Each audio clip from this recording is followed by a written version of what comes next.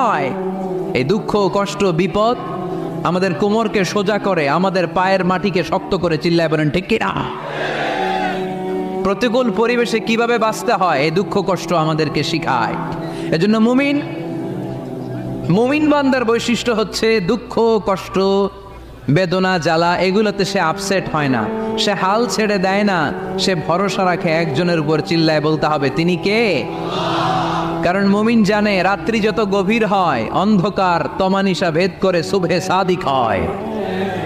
মুমিন জানে গর্ভবতী নারীর পেটের ব্যথা যেই দিন বাড়তে থাকে ওই দিনই নতুন মেহমান আগমনের সময় ঘনাতে থাকে। মুমিন জানে তার জীবনে দুঃখ কষ্ট বিপদ যত বাড়তে থাকে সুখের দিন কাছে আসতে থাকে। এজন্য মুমিনের হারাবার কিছু নেই।